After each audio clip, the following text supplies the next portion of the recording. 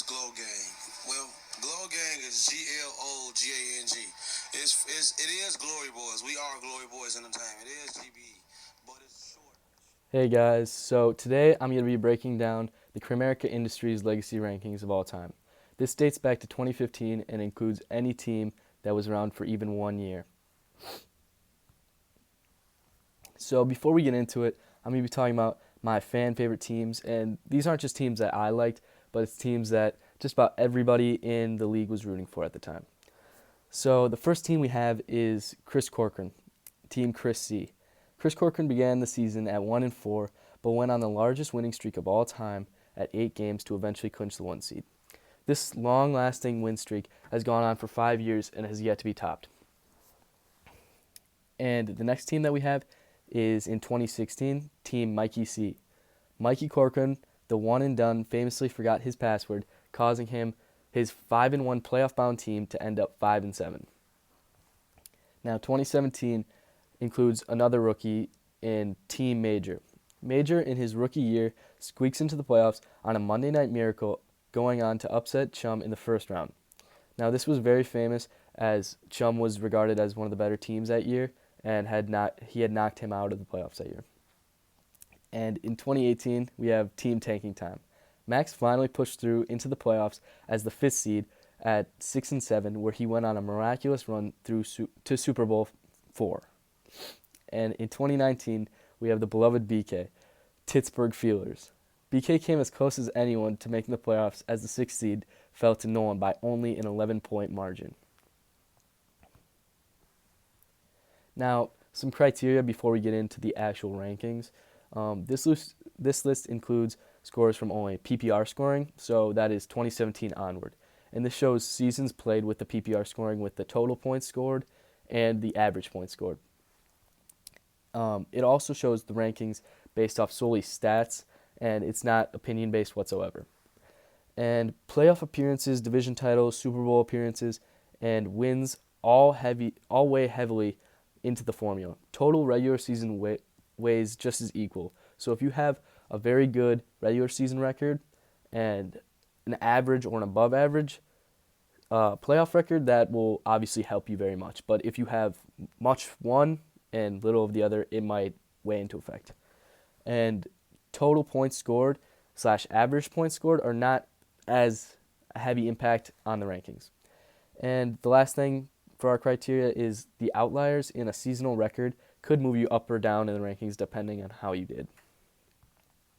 All right, so right into it. Number 13. At number 13, we have Dan Corcoran, possibly the worst team ever for 2 separate occasions. If we ever had a team close to the Cleveland Browns, it would be Dan. He holds the record for the worst / most losses in a season at 2-1 in both 2015 and 2017. Not only that, but he had not made the playoffs 1 year in his 3-year existence. His total points scored of the 1-season PPR was only 1,185, which averages to 91.15 points a game. That is not very good at all, as you guys all know. And several teams have more wins in 1 season than Dan does in his entire year. For example, Chris Corcoran, 8-win streak is just as much as Dan had in a 3-year span. Now, at number 12, we have Mikey Corcoran. Now, he only had 1 season played, and his record wasn't that bad at 5-7. But it's just how he started 5-1, and then he lost 6 after forgetting the password. He famously forgot his password, causing him to lose these 6 games in a row. But that just adds on to the story. The famous one and done just left the league out of nowhere and brought in a new, yet-to-be-named player. And obviously he has 0 playoff appearances, and yet he did not play a single season of PPR. I still added his points from the PPC year, which he averaged 96.33 points per game. And now we have number 11. Number 11, Louis Crabaro. He played 2 seasons and is still present in the league as of right now. His overall record was 10-16, which isn't that bad considering how tough the league has been the last 2 years. But he is famously known for essentially knocking out his cousin Major by winning by the slimmest margin of all time at zero point 0.1 points. Louis is obviously famously known for also winning the first and only weenie competition. He is the weenie champion, and no one can top him at right now. Despite this, he ranks at number 11 as he has 0 playoff appearances and has boasted a decent but not amazing points per game at 116 points per game. Now at number 10, this might surprise some of you, but we have BK. Despite being one of the original 6 that still plays for the 5 seasons, BK has one of the worst records in the league at 25-39. Averaging only 5 wins a year won't really get you more than 10th place in this league. And he's the only 5-year team not to make the playoffs at least once. He was very close this year in 2019 as he was only 11 points away from the 6th seed. But as we all know, no one went on the run, which ended up leading to a championship appearance and almost a championship win. But he also is famously known for displaying his second-round pick on his bare butt in 2019. BK is a fan favorite, and most like his crazy shenanigans, I guess, such as randomly picking the Colts defense, riding Mahomes on his butt. Just great team to watch, great manager, one of my favorites. But despite this, he still ranks 10th as he has 0 playoff appearances in 5 years and not many points to show for it. Only averaging 5 wins a year, again, won't get you much in this league. So now on to number 9. Number 9, we have Brendan Norberg. Again, a recently added player in only played 2 seasons. He's had 6 and 5 wins in 2 separate years.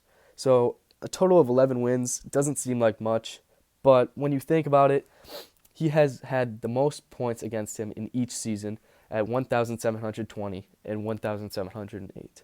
And with all these points against, this might hurt him in a very bad way. So one of these years he isn't the highest points against leader. It might be a different outcome where he does get a playoff appearance. I see him as most likely to be a dark horse for the next breakout team, mostly unexpected or just nobody really sees him coming. And he averages a very high 125 points a game, but then again, it is only 2 seasons played. So this might go up or even down with his next season to be played. At number 8, we have Chris Corcoran. Now, he only played 3 seasons, but his first season is one to remember, as he had 9 total wins, which includes an 8-game win streak, which gave him the division title and the number 1 seed in 2015 after starting 1-4. So this was a great run and has only been topped by some other runs, but the win streak has never once been topped or touched. And his 1 playoff appearances ended badly at 0-1, but still with this division title, with that got him no bye, he does deserve some credit for this. And I ranked him at number 8 because of this miraculous run. At number 7, this might surprise some of you, but we have Chris Major, also known as Julio. His overall record is 18-21, and that's very good at almost 500, but this last season kind of put a tank to his team. But Major is most remembered for his Monday Night Miracle, which propelled him into the playoffs and first postseason win. That is one of the greatest runs that anyone has ever seen, and most people might not think of Major as a great manager because of that, but that run was very insane, and he could have gone very far in the playoffs with just 1 more win. With these 2 playoff appearances, at 1 and 2, he still boasts a very high points for at 4,551 points, which is enough to average 116 points per game. These 3 seasons have been very good for Julio, and there's much more to come, as he has said multiple times that he is hungry for more. Now, Max is a very unique player and manager. I see him as a very mediocre franchise, but a mediocre franchise that will consistently perform mediocre. He has boasted has never had an above 500 season, but has had some very incredible runs through the playoffs. He's gone through Chum and Alex in the 18 postseason and nearly beat Drew in the championship. Only would have been the first player ever to beat Drew in the championship or any playoff game for that matter. He was only 6 points away from an infamous Super Bowl IV victory. One of the more mediocre but mid-tier teams, I rank him at number 6 because of this. And number 5, we have Nick O'Connell. So Nick has been part of the league for about 5 years now, and he has been one of the more consistent players. He's continually averaging more and more wins each season, but the reason he ranks a little lower than some of the other ones is because of a little tank in the season in 2018. His playoff drought also had a little bit of a hardship on his team as he finally ended his playoff drought after going 4 years without one. The only thing that would take him down a little bit from the other contenders is the odd last place finish that no one really saw coming.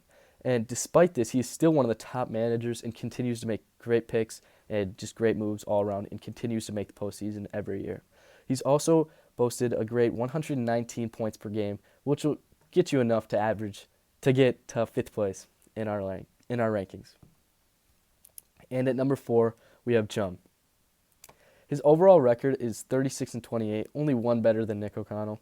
But the reason he's ranked higher is because he has been very consistent over these 5 years, and while only missing the playoffs one time by a slim margin, he has continually started slow, but yet has come about. And Chum is most famously known for never winning a playoff game. This is probably the hardest thing to take in, and he is 0-4 in the playoffs, and it's just tough to get by that. And it's tough to rank him any higher or any lower because of this. But the one division title, which led to a bye and advance to the playoffs, was very impressive. And the total points was decently impressive at 123.72 points per game. This would cause him to rank at number 4 in our league rankings. And to our top 3 now. These top 3 are very elite, and I think that with these top 3, it's going to be pretty hard to beat them in the next upcoming years, unless one of them has a down year or you just have a very good year. So at number 3, we have Nolan Theriot. He's played 5 seasons from 2015 to present day, and his overall record is not as good as one would imagine, but still good enough in this league. His overall record is 29-34-1. That is very surprising considering he is one of the more well-known and well-respected managers, as he has been to 2 separate Super Bowls in very far years, 1 in 5. He's been to 2 separate Super Bowls, 1-1 in those, but that Super Bowl ring really puts him ahead of some of these other teams, and just the way he manages his team is just different from anyone else. The only reason he dips a little bit in his record and on these rankings would be because of his record, and most importantly from the 2016 season, going 3-9, the worst record.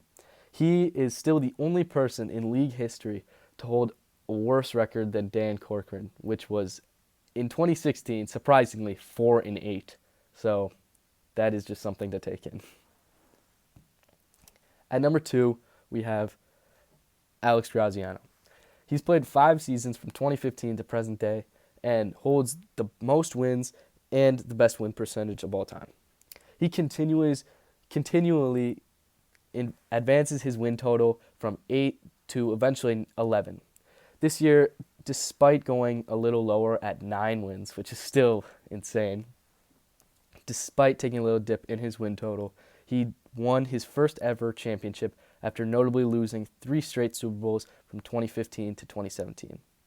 He holds the record for most wins in one season at 11 in 2018, and he has 5 straight playoff appearances and 4 Super Bowl appearances. Now, these 5 playoff appearances are the most by anyone, and it is very hard to not rank him number 1, but as you can see from the next contestant, it is pretty hard to not rank him number 1. Number 1, Drew Balster. His overall record at 35-16 is enough to finish second in the win percentage, and he has won 3 straight Super Bowls, by, and he has several wins by 5 points or less in 2016. It is pretty crazy how he has gotten through so many close upsets, but it's just pretty crazy to think he won 3 straight Super Bowls and could have had another one, but did not get past the first round this year.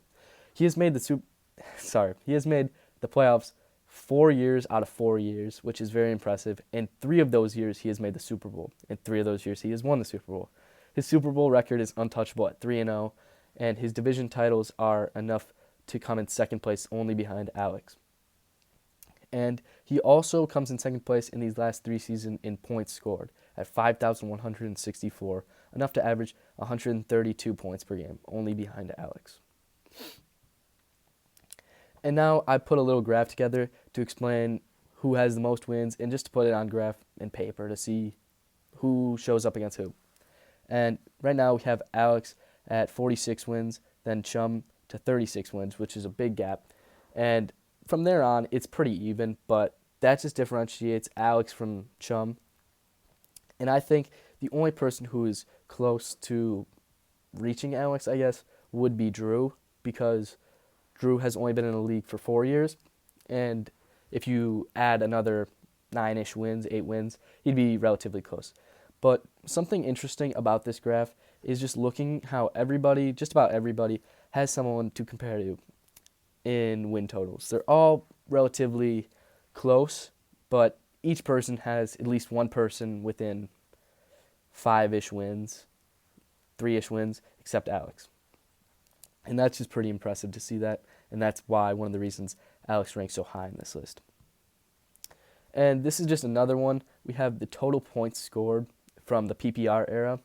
And once again, Alex and Drew rank 1 and 2, Alex at 1, Drew at 2 in these points.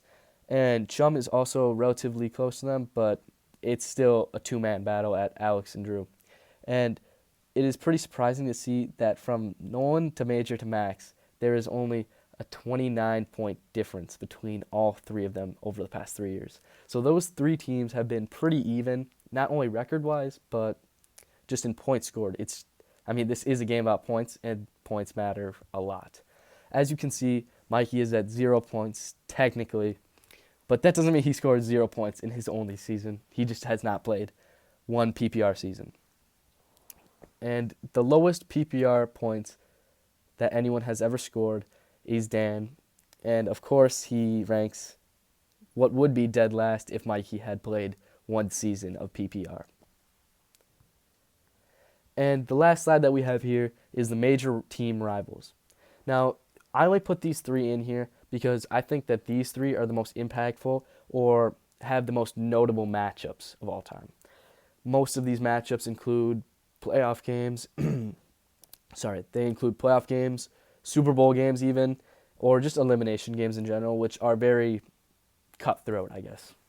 So the first one that we have here is the notable Alex versus Nolan. The two have met in the playoffs a total of 3 times, and in the Super Bowl alone, twice. These two, who are best friends, came at each other's throats in 2015 and in 2019, going against each other and splitting 2 Super Bowls. Notably, Super Bowl 1 goes to Nolan, and Super Bowl 5 to Alex. And the second rival that we have here is Chum versus Major. And there have been hundreds of games that have been going on between these two, and these two are arch rivals since the day they came in. This rivalry dates back all the way to 2017 in Major's rookie year, in which he knocked out 9-4 Chum. It continued into the 2019 season as Major's last hopes of a playoff berth were lost in a Week 13 matchup versus the division rival Chum. And the last rival that we have is Drew versus Alex. Now, this one is very, very heated because there are several Super Bowls that get between these two, and there are also games that decided who gets eliminated in the next round necessarily. Now, while Alex has necessarily not beat Drew in a playoff game, he has beat him in a conference championship game, which essentially knocked out Drew from the first round. And that was kind of really a nice way to get revenge, I guess, for the last 3 years of Drew's reigning. and it finally ended Drew's dynasty. So the first matchup that we had was Super Bowl II, where in Drew's first year he won the championship versus Alex. And then we have Super Bowl III, where Drew also repeated for his second championship against Alex. And the last matchup that we have is the conference championship in 2019 of Week 13. And Alex goes on to to win this one. And this was a very decisive game, as whoever wins this game really goes on to get the bye. And that bye obviously means a lot, because whoever lost that game would have lost the next round to no one. And that game just really matches up very, very big. And I think that most of these, if not all of these, team rivalries are kind of split even right now. And I think that you can really go either way on the next couple of years who gets the better of each team. So, yeah. And if you guys like these videos, just let me know, and I can bring out more content like this. And it's just really fun to do, because I just love Kramerica Industries, and I just love fantasy football. So it's pretty much a great opportunity to give out content basically for free. And I love this. So, yeah, let me know.